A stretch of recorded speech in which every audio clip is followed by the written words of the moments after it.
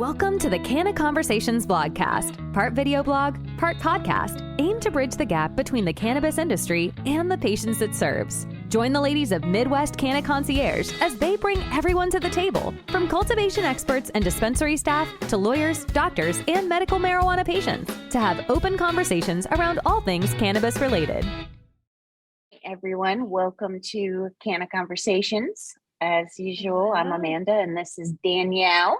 Hello. And today we are here with Tanya Kaye, and she's got a very, very interesting story, and she comes to us from Michigan, but one of the topics for today is going to be pediatric patients. So Tanya has a little bit of experience with that, and what we are going to do is just, first of all, start out with, Tanya, tell us a little bit about yourself and where you hail from and, you know, what you do, and just give us a little bit of insight on who Tanya is. Really very short. I'm a caregiver. I've done home health care for about 20 years. Now I'm taking all of those skills and I'm putting it towards my granddaughter. Well, as far as who I am, I'm a grandparent who cares. That's why I'm involved in all of this. I started using cannabis medicinally myself in 2015, and I just started learning as much as I could, reading on everything. I started growing. I've grown a little bit. I still do grow a little bit. I help out in different gardens. I've worked in the industry. I've been a bud tender.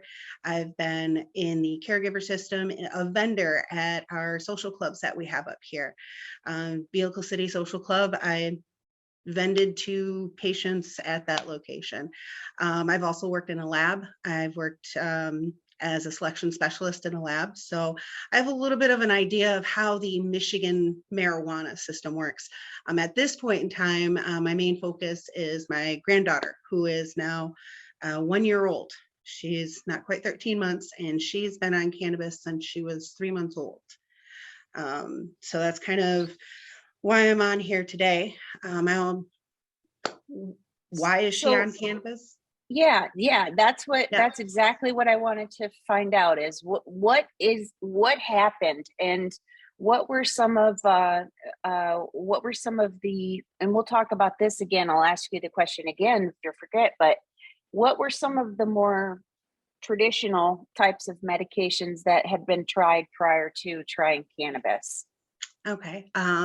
So Anna began having seizures less than 24 hours after she was born. We still don't have an exact reason why. She's a very big mystery.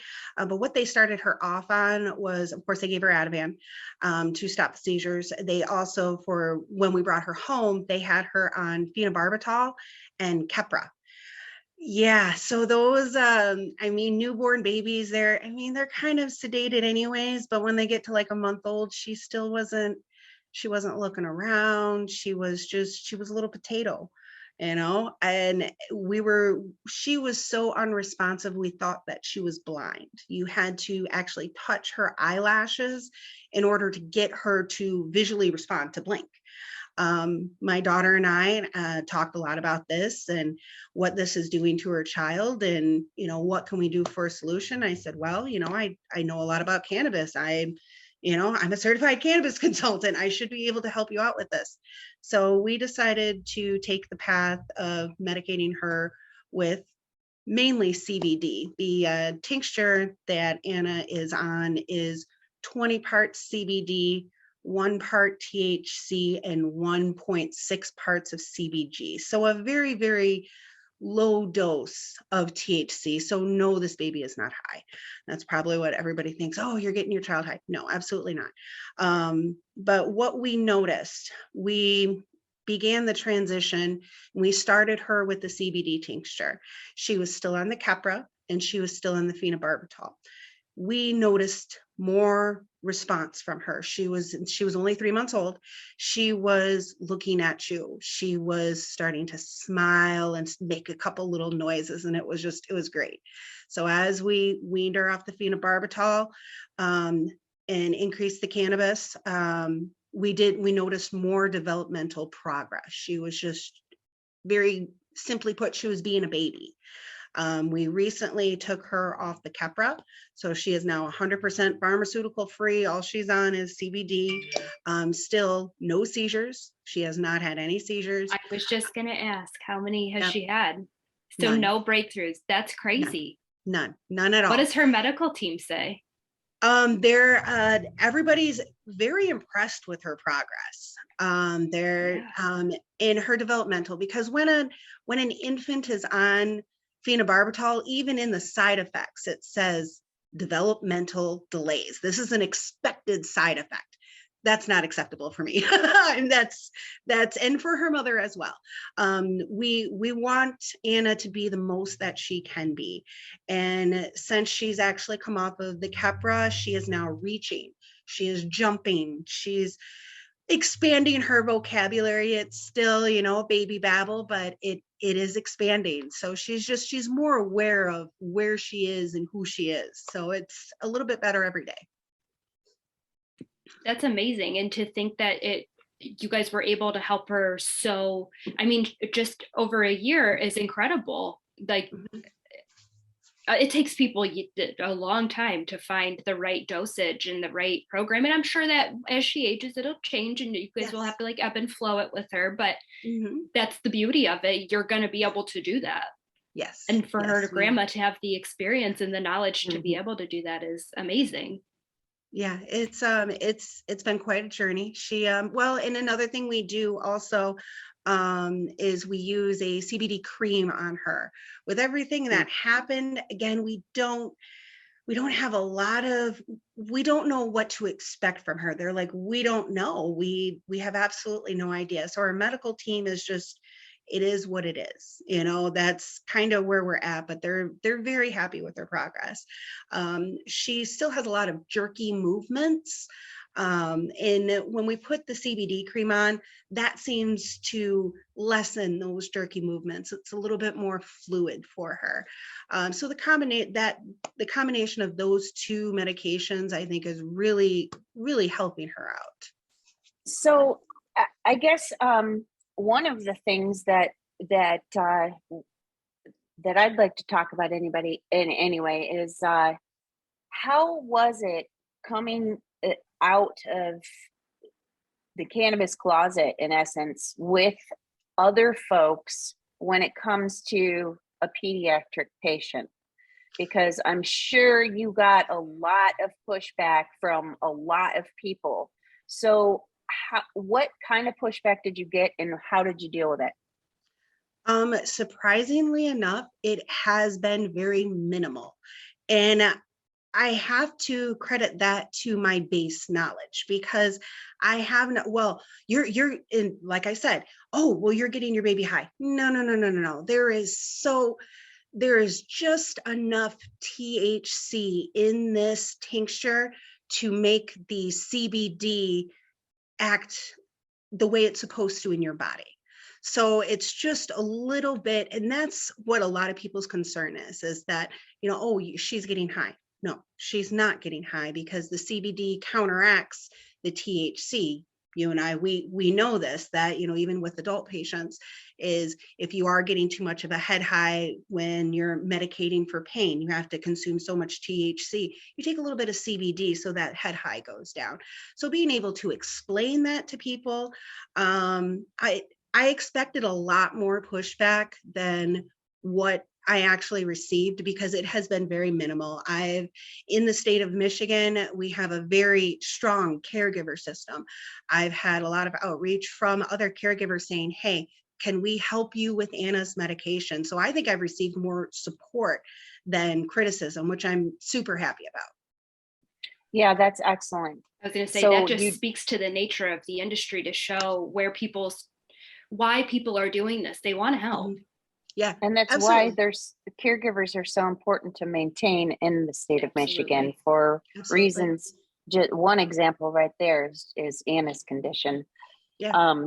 So what do you see, like in Michigan? We talked about how there are pediatric patients that are getting approved.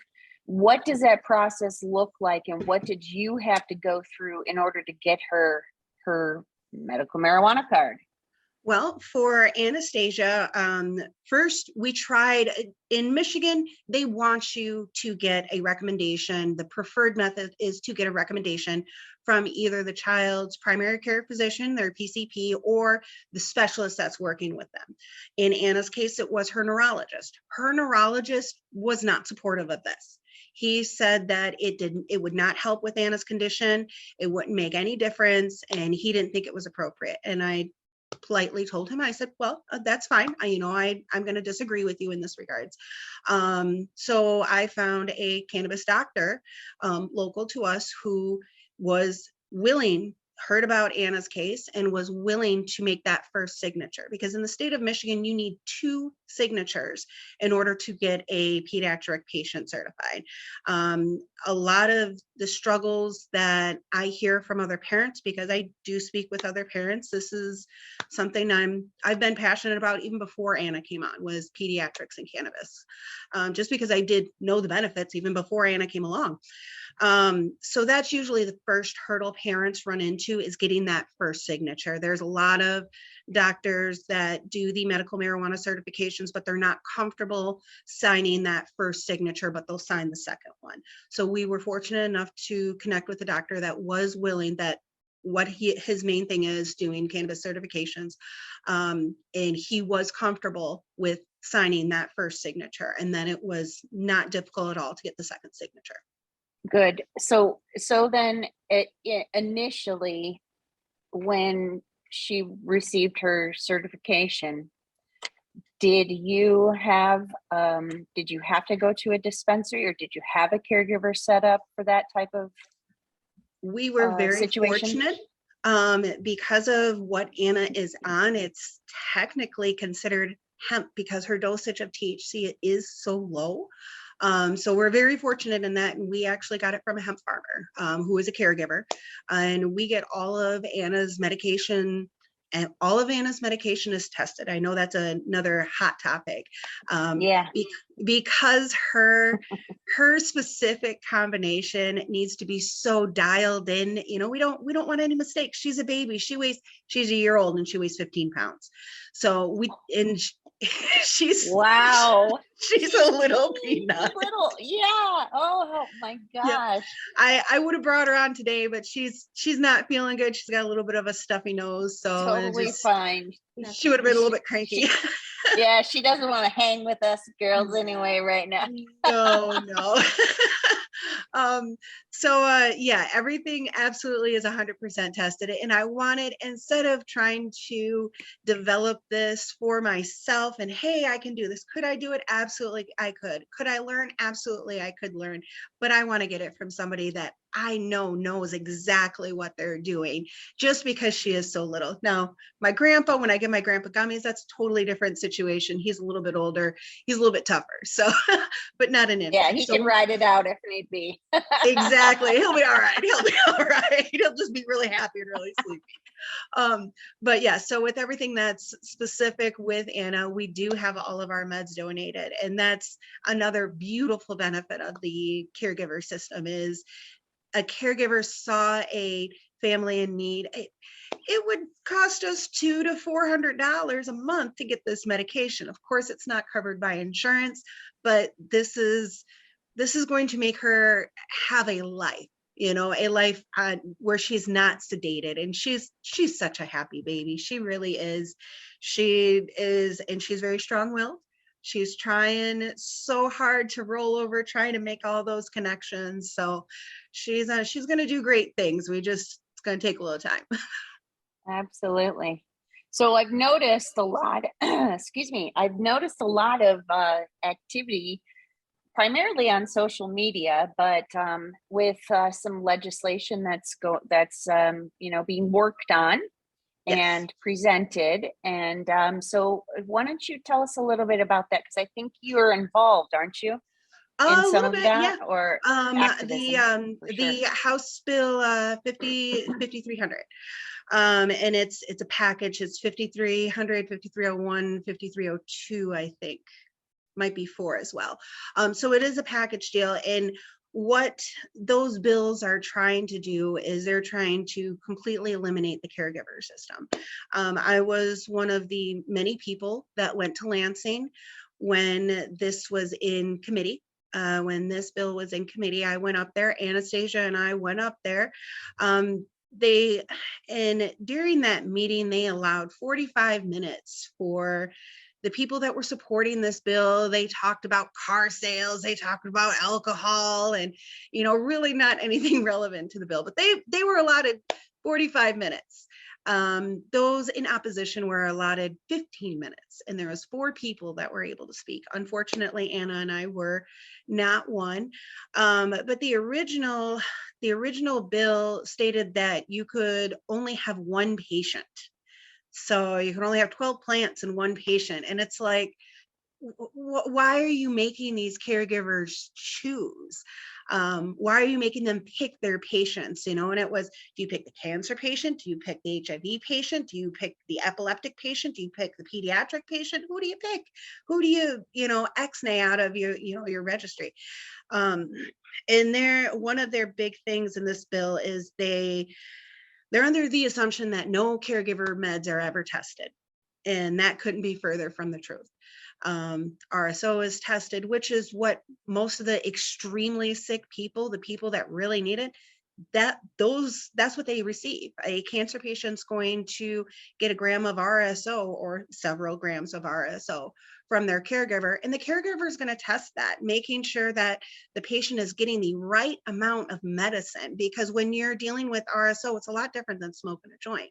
You smoke a joint, you can see it, you can smell it, you're smoking it. If something's not right, you're going to know. But with RSO, you usually put it in cookies, or you put it in a capsule, or some people just squirt it straight in their mouth. You need to know how much medication is in there because everybody needs different dose. But now they have adjusted that. It's still, the adjustments are still not favorable to the caregiver system. They're stating, okay, yes, you can keep all 5 of your patients, but you can only have a max of 12 plants. So that's 12 plants for 5 patients. Anna's going to take up 2 of those plants, and then I feel the problem is that they don't understand how to grow marijuana. They don't understand how caregivers grow marijuana. Most caregivers that I know, you're not going to harvest 72 plants at one time. Are you crazy? I mean, that's extremely overwhelming. It's a perpetual cycle. So you have 12 in veg, you have a couple seedlings, maybe you have a couple of clones, and then you have a couple in flower, and then they don't all flower at the same time. So what they're trying to do in Michigan is they're trying to completely eliminate the caregiver system to practically nothing, and then offer what they call a specialty grower license. And the specialty grower license, you're subject to a lot of similar fees that a state licensed facility would, but of course you can only have your max of 72. You're still going to have to take care of your patients, and anyone who's a caregiver in Michigan, we don't really make money off our patients. It's more of, hey, you know what? I paid for the electricity, I paid for the nutrients, I paid for the soil. This is my time, my energy. I need to be compensated for that. So that's in caregivers, minimal cost. Another thing with caregivers in offering that, or forcing rather, that the option for them to get the licensure is just the sheer cost of the build out. If they want them to be licensed, they have to be in a commercial space. So that costs money. Their equipment is going to have to be purchased. That's going to cost money. The inspections will cost money. So it's just, it's just not a very practical choice for many people. And if it were a practical choice, people would be doing that already, right? I mean, that's what people would be doing. So, especially in Michigan, there's a lot of land and the culture is very, agricultural, and it's a natural thing for people to grow stuff. And Yes. why should this be any different? I agree. I agree 100%. So with where do you see this the regulations, I should say, where do you see this going?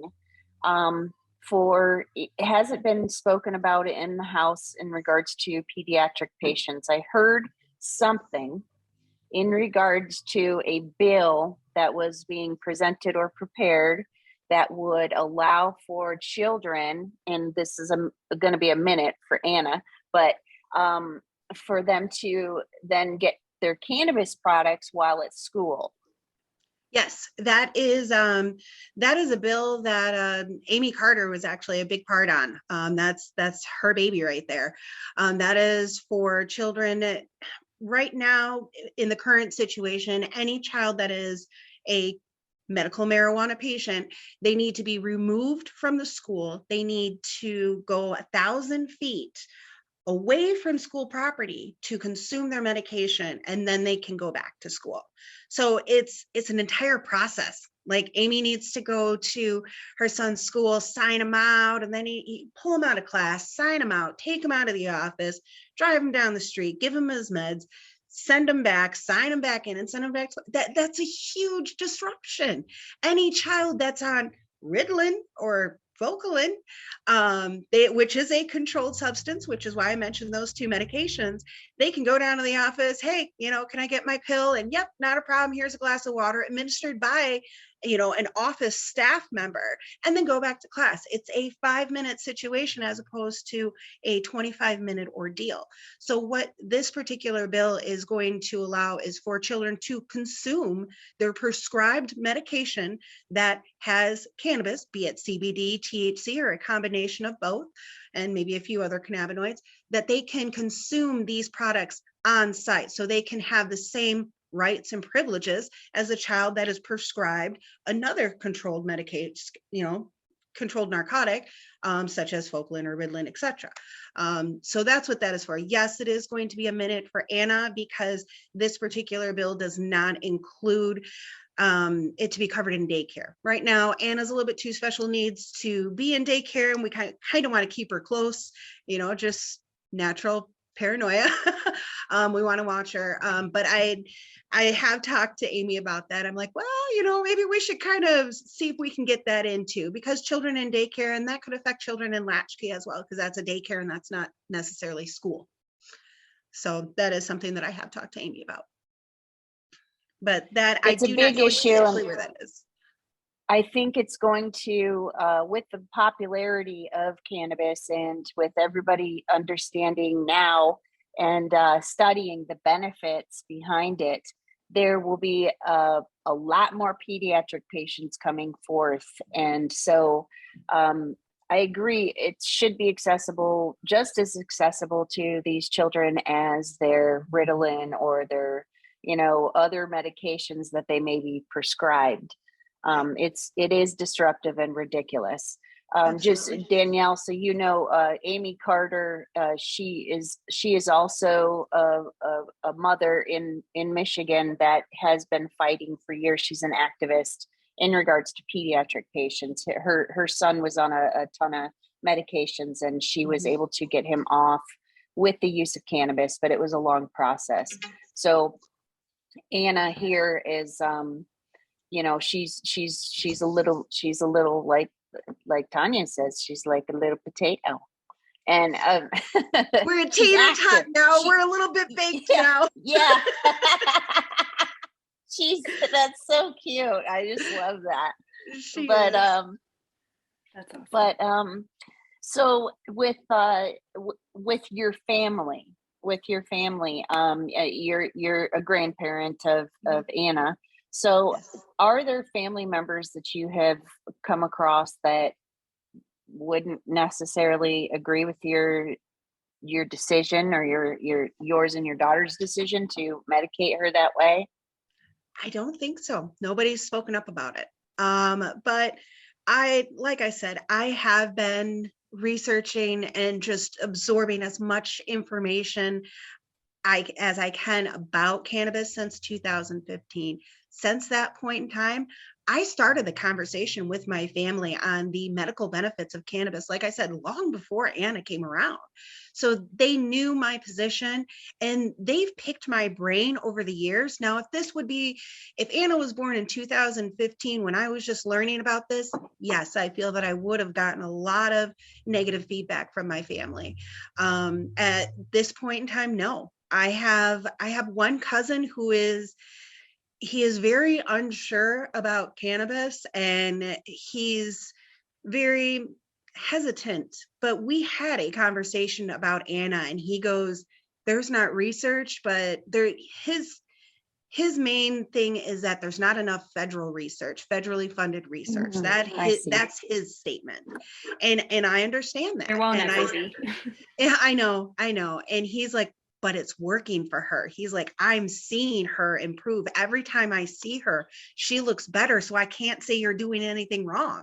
I was going to say, I feel like part of that is your whole family had to have witnessed that relief and the difference it had made from the time you guys were taking her off those other meds to how she is now. Mm-hmm. It had to have affected everybody. Oh yeah. Seeing is believing. I mean, and she's, like I said, she's a sweet baby. She just gives you this big smile. She's got these long eyelashes and she just melts your heart. And it's like, here, and that's why I want to be vocal about Anna, because I feel that if I can reach other people, other parents that are struggling with this, even with as much as I knew the first time I gave Anna this tincture, I'm like, is this going to work? Is this going to be okay? I know it works. Is it going to work for, this child? I had my reservations. So, and that's just because of all the negative propaganda that we've been fed for so many years. It's the mindset, and breaking out of that is so difficult. So I want to talk to other parents. I encourage other parents, hey, if you're on the fence about this, contact me, reach out to me. We will talk about it and see if this is a good fit for you. If you're comfortable, let me give you all the knowledge. You make a decision for yourself. But I want to get that information out there, and I want to get these success stories out there. There's almost 300 pediatric patients in the state of Michigan. And I feel like there could be a lot more if more people knew. And if more people were comfortable, like you said, Amanda, coming out of that cannabis closet, hey, I'm giving my child a gummy, or I'm giving my child a tincture because of they have cerebral palsy and it helps them move a little bit better, just helps them with that spastic movement to kind of slow that down, whatever it may be. Or a child that was like Anna, who's on a lot of epileptic medication that is sedating them, if they can transition over to this or even integrate it into their therapy so they don't have to take as much of the other medication as they need. So that's kind of my goal, is to, show people, yes, this works. So have you started taking on other pediatric patients? I've consulted a couple of people. Some people have come to me and said, hey, how do I do this? How did you? So yes, I have talked to other pediatric patients, just in Michigan right now, but I'm open to talk to anybody. So, what is there a group or an organization that you belong to that people can look to find you or find other parents like you? At this point in time, no. No, that is one of my goals. I do want to create a central hub, if you will, where parents can come and ask questions and not be afraid. Because again, coming out of that cannabis closet is difficult. So I do want a central location where people can come to and contact me. I'm on Facebook, and Facebook, Instagram, normal social media. I can give you guys any information you want so people can contact me. But that is one of my goals, is to create a central hub so people can reach out. Yeah, definitely send us whatever links or however you want people to reach out to you, and we'll get it linked in the show notes for sure. Awesome. Thank you. So obviously, we've got some legislative changes coming forward. And so have you thought about what will happen? Because even though folks say, okay, I'm not totally a political person, but Me folks neither. say that what will happen is that even if it's quote unquote dead in the house or whatever right now, that it could very likely be brought back and caregivers will again be under attack. So has there been a thought that either you or the group, that's really closely trying to combat this, have you guys spoken about what would happen if it has to change? How do you think that we're going to move forward, or you're going to move forward with getting Anna's medicine? Or what about Amy's son? And there's just a slew of people, not only pediatric but adult patients as well, who will be drastically affected by this. I wish I had an answer. I mean, I'm not really affiliated with any group. I just have, the activists that I work with, I hear through the grapevine, hey, this is what's going on, maybe you want to be a part of this. We're doing a lobby day. So everybody has their own opinion. There's lots of different groups out there, and everyone has their own ideas. I would personally really like to see all of these different groups come together and have, a big powwow. I mean, we're the cannabis community. We're supposed to be about love and hope and peace. Everybody's vision is so different.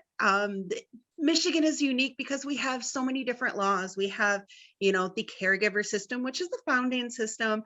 And then we have the recreational, and we also have the medical state licensing. So everybody's kind of got their fingers in a little bit something different. I don't know. I don't know. I'm not a political person. I've never been a political person. I would have never thought I would have been speaking on the steps of Lansing about anything, let alone giving cannabis to a child. You would have asked me 10 years ago. No, that's not me. So honestly, I don't know. I don't know what the solution is, other than, I just hope that somehow we can figure out a way to preserve, because of, like you said, the pediatrics. And there's medication in the state regulated market. If you were going to a provisioning center or a dispensary, number one, it's extremely costly. For anyone, they have, for sure. Caregiver market, RSO goes for $10 to $20 per gram. You go into a dispensary or provisioning center, it's like anywhere from 50 to 80.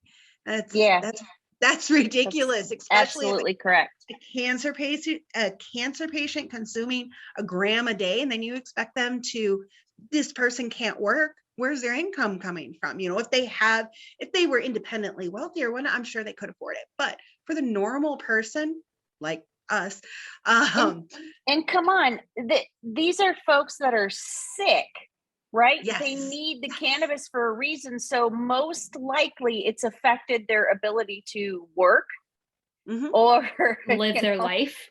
Yeah. To I quit my live. job. I quit my job. I left my job at a laboratory to take care of my granddaughter. My daughter is young. She works full time. And she's trying to raise, and there is not another parent involved. So I'm the other parent, essentially. Yeah. That's a lot of work for you too. So I left my job so I could help her out. I said, you know what? I'm gonna take care of her twice a week. I will schedule all her doctor's appointments, all her therapy, and we will get this taken care of. I will make sure Anna is well taken care of and she gets to all her appointments. Her physical therapy and her occupational therapy is absolutely essential in her development. So it's not just, hey, I give her some cannabis and she's all right. No, we have a lot of work. But the cannabis helps her to do all of those things, to be able to participate in those types of therapies. Yes. It's together, we have to do everything together. And her, We go to Ivy Kids Rehab in Davison, and they know about Anna's situation. They know about her medication, and they are extremely supportive. So you talk about, kickback from her medical team. This is a major part of our medical team, because we're there 4 hours a week. That is extraordinarily supportive, and I'm very thankful for them as well. Well, we certainly commend you for all of your outreach and all of your activism that you've done throughout the state. And I don't doubt that this is information that you will bring outside of the state of Michigan as well going forward. I think there's a lot of work to do, and it's such an emerging industry, and so many different benefits are being recognized even on a daily basis, that I'm looking forward to see what Tanya does in pushing forward this effort. I definitely just want to connect people. I just want to connect people with information that is, information. It's powerful. When I do receive the little bit of negative feedback that I do, the fact that I'm confident in what I know, I think that convinces the person, because I'm not like, I really don't know. No, I have these answers. Well, why is this helping her? Well, it's helping her because of this. So just that confidence and that knowledge. Thank you.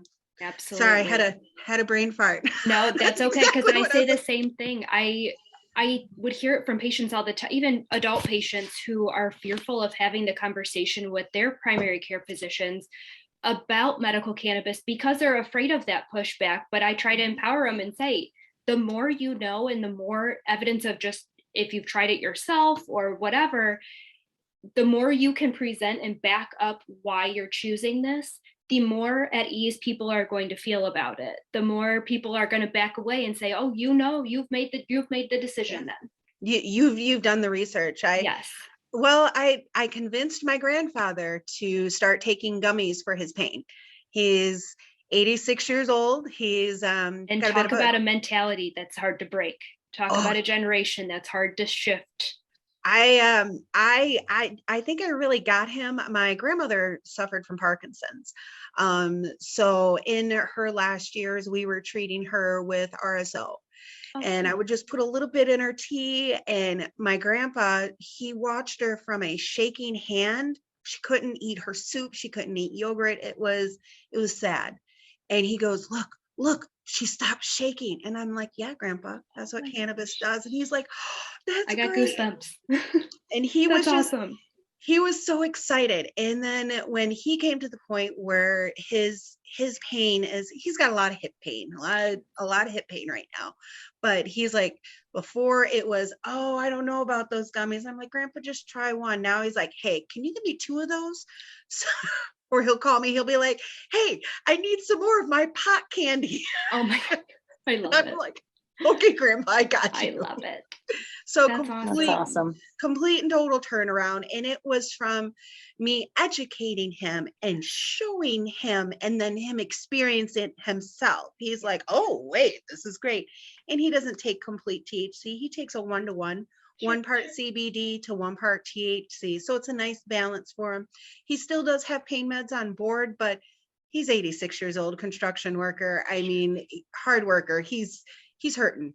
Yeah. So, I mean, and that's the other thing, some people can't completely go over to cannabis, but it's a good addition to your pain management therapy, which is. I'm glad you said that, because there is not just a black and white, I'm glad you said that, because there are a lot of conditions out there that people should not stop taking their their prescribed medication for. Correct. But it's minimizing those pharmaceuticals. That's the goal. And that's even going in with Anna. I told, my daughter, I'm like, even if we can't get her off all of the pharmaceuticals, if we can decrease it a little bit, that means we can minimize the negative side effects that it will have. So you need an entourage effect, and that entourage effect, we think of that mostly in the cannabis. Some people need a gummy, a joint, a tincture, and a rub. Other people, like my grandfather, he needs a gummy, a tincture, and a pain pill. And that's his combo. That's his cocktail that works for him. And people ask, well, how much do you take? It depends on you, because everybody's on the day. It depends on the endocannabinoid system for the particular individual. Me, I eat any kind of edible, I'm out. I am just laid out on the floor. I'm asleep. That's just the way my body reacts. My daughter, she could eat her body weight in edibles and she'd be like, all right, let's go smoke a joint. It's just, she has a very high tolerance to the edibles. And I'm like, that's how my son is. My oldest son, he could eat just a ton of edibles and just no effect. He's ready. Yeah. Well, and then that could also be, they need that much medication. Because I know personally, when I'm in pain, if I smoke a joint, if I'm really in pain, I don't feel high, but I feel better. Yes. So, okay. I'm so glad you made this point, because I use cannabis for pain. It's not that I can't go without it. And I don't use any other I don't use any other type of pain interventions. I have physical therapy, but I don't take anything else besides cannabis for it. But if I don't have it, I physically hurt so bad that I can't do anything else. On a daily basis. I use my dryer vaporizer. I'm a flower person. I really enjoy that. Although I'm trying to mix in other methods. Because it only lasts roughly 2 hours, I have to continuously go back out and medicate. That does not mean that I'm high all day. I'm not high all day long. There might be like a couple, maybe 5 or 10 minutes where like I peak right after, but then I'm like, I'm good. I feel like a normal person. Yeah. So I'm so glad to hear you make that point, because I don't think a lot of people realize that although I might be medicated all day long, that doesn't mean that I'm high all day long. Right. And it's those misconceptions, those, and the difficult challenge, and the biggest challenge in all of this is we need to change people's perception. We need to change the way they look at cannabis, because it's getting better. It's getting a lot better, but there's so many people that you mention, it's like, oh, no. I'm like, maybe this is just your experience. Let me show you the other side of it. Let me show you all the people. Oh, well, it's a gateway drug. No, it's not. It's not. It's an exit drug. It's an exit drug. It's an exit drug. Now, and the only reason it could possibly be considered a gateway drug is because of the way that it's viewed. You have so many people viewing it as a bad thing. And if you need this medication, you might have to go to some people that do some other things. And then you get entangled in that. It's just, that's why it's the unregulated piece of it. Yes. It's the unregulated part that can lead to other things. If people had safe access to it, yes, it's an exit drug. Exactly. So it's education and access. Those are the big thing. How can you get this? And like you were saying, Amanda, what's going to happen if they do pass this through? Well, what's going to happen is the processors, in order to save pediatrics, are going to have to make medication that they can't profit as much off of. So then that's a whole nother battle, because I don't think they can make money off Anna's medication. It's just, there's not enough, THC in it for them to make money off. Right. So it's going to have to be whoever takes that on is going to have to be working in small batches. Yes. And because it's customized. It's customized. Like I said, Anna is 20 parts CBD, 1 part THC, and 1.6 parts of CBG. Oh, and we're thinking about adding CBN too. So that's just another little component. Now, are there other children that could benefit from that exact dosage? Oh, I'm sure there is, but they aren't going to be all in one location. Exactly. They're going to be peppered throughout the state. Yes, exactly. And that's the benefit of the caregiver. The caregiver has that small, it's a craft, you know. If you have a caregiver, I have known caregivers that will adjust their edible, you know, their gummy or their tincture formula for a specific patient. And because they are working in the small batches, they are able to do that. So they can produce medication for a patient for, you know, 6 months at a time, you know, and then here you go.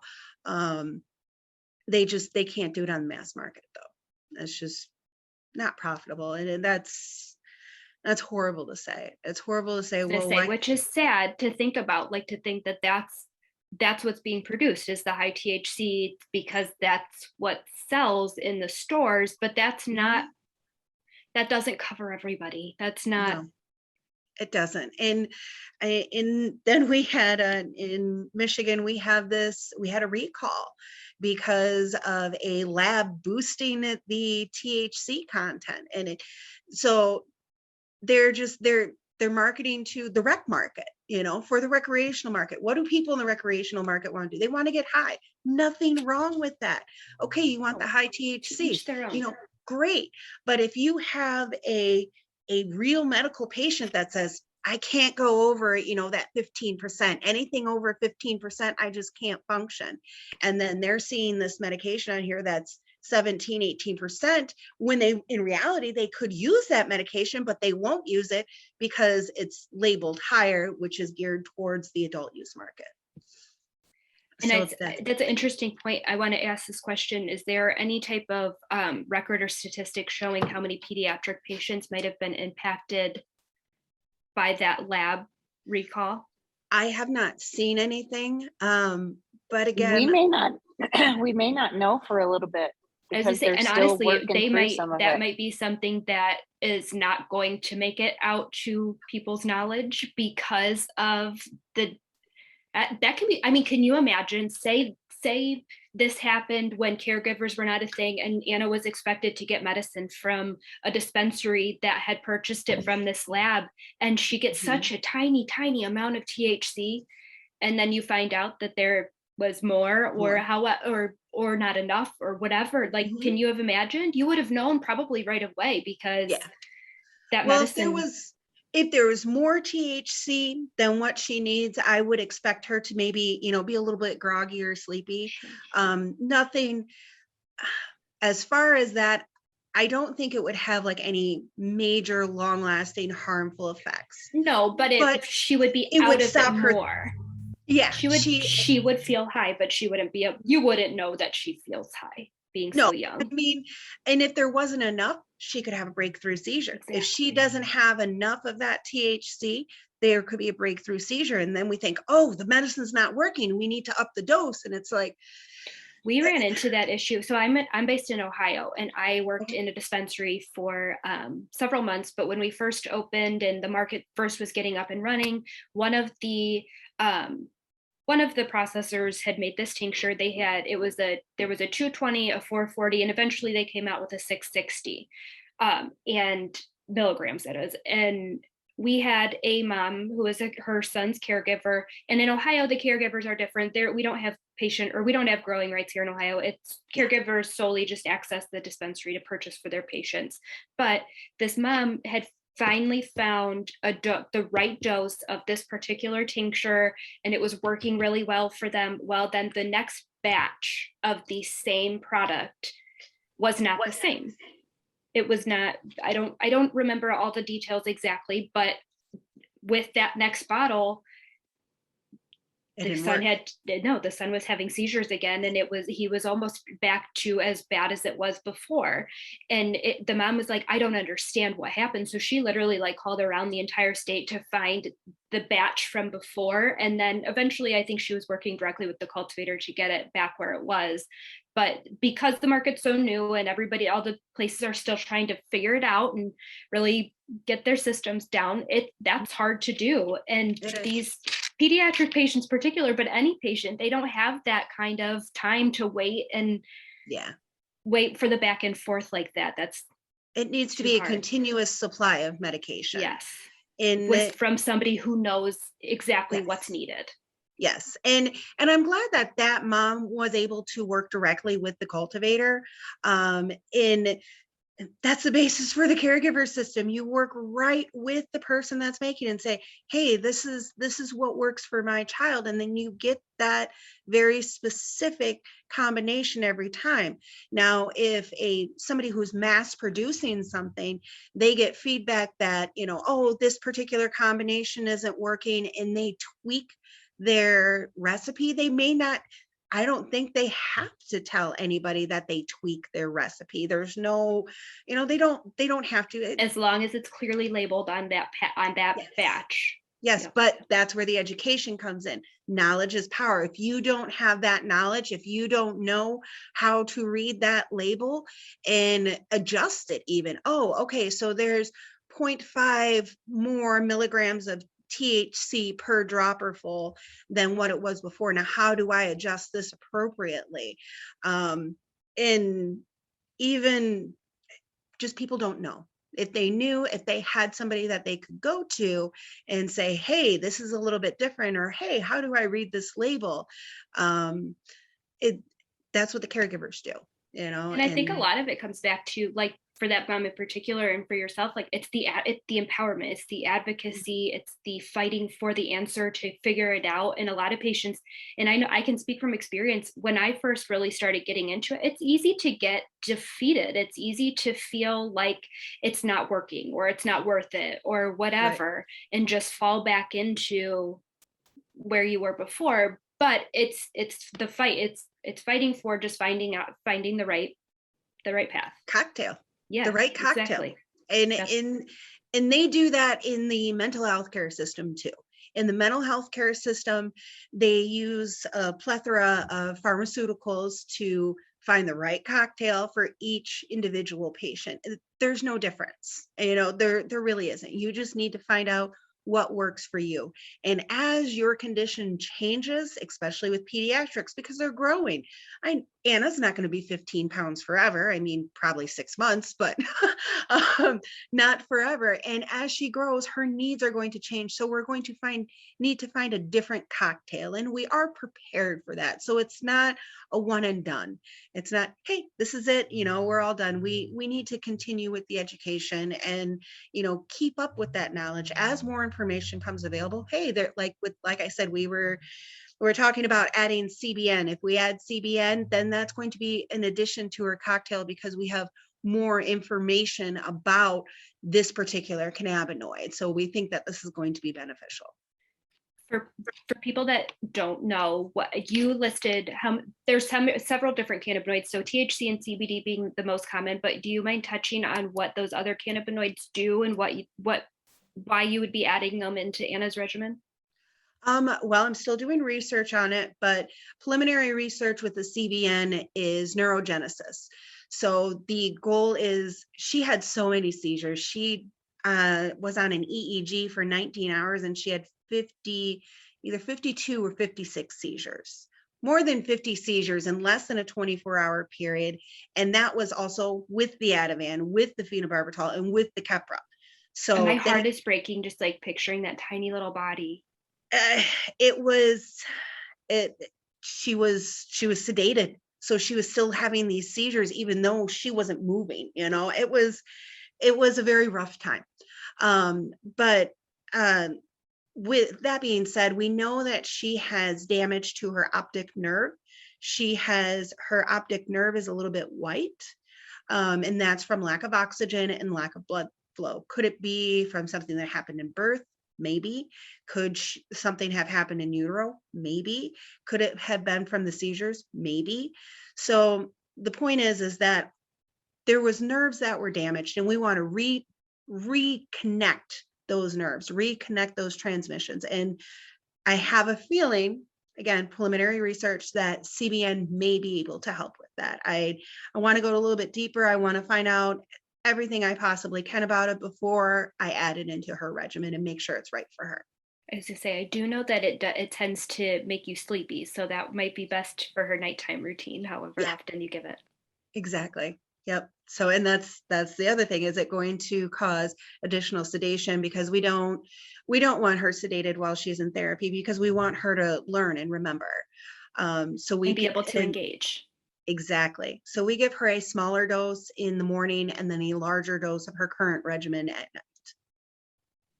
And she sleeps great. I love it. That's awesome. Well, Tanya, thank you so much for coming on. Thank you for having me. This was incredible. We would love, yeah, it really was. We this is our very first time having a representative from the pediatric patient population, and Awesome. we're looking forward to having you on to talk about more as she gets older, and as you're adding additional cannabinoids to her regimen. We'd love to hear about check it. in with us, and as you grow your patient base and your outreach efforts, let us know how we can help. How we can help. Yeah. Thank you. Absolutely. Thank you. I appreciate that. Yeah. And then I will be send sure you all to- my information. I was going to say, be sure to let us know how we can get patients in touch with you if they want to connect with you in any way. Wonderful. Well, thank you very much, ladies. I appreciate your time. You too. Thank Have you. a Merry Christmas and a Happy New You as Year. well. You as well. Thank you. Bye. Bye. Thanks so much for listening to this Conversation.